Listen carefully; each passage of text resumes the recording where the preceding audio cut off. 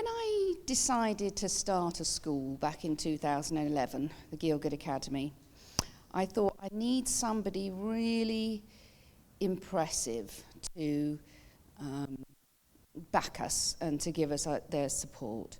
So I thought, who is the highest ranking dignitary in the world of ballet? And of course, it was Dame Beryl Gray. I'd met her about 6 months earlier.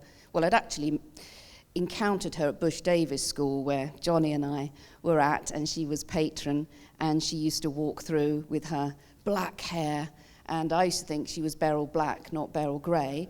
But then I didn't really encounter her again until 2011, when I was researching a film for a screenplay I was writing, and I went to interview her.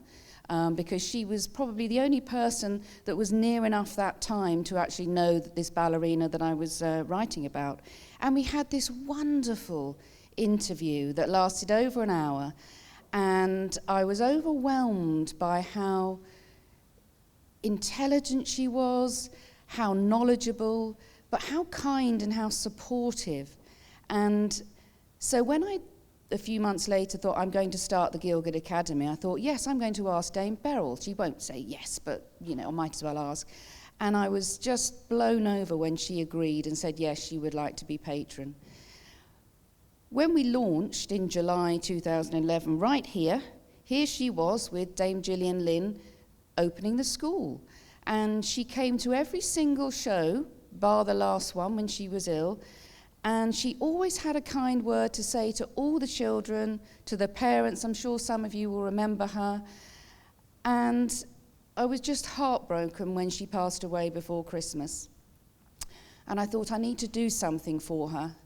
And I was listening to a piece of music. And as I listened to it, I suddenly began to imagine what she might have thought in those last days of her life, that she would be reflecting back and thinking about the roles that she danced. And so I created this piece that has little elements of each of her roles. There's a little bit of Aurora from The Sleeping Beauty, a little bit of Odette Odile, a little bit of Giselle, and Les Sylphides. And it's almost as if this music invokes sighing. It's called Sospiri, which means sigh.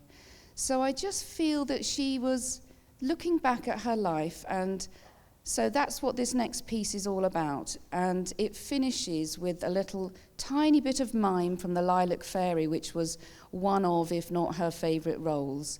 And of course, the Lilac Fairy announced the good news that Aurora hadn't died, that she'd actually just pricked her finger and gone to sleep. And so I like to think of Dame Beryl as asleep. And I'd like to think that she's watching us now. So this one's for you, Dame Beryl.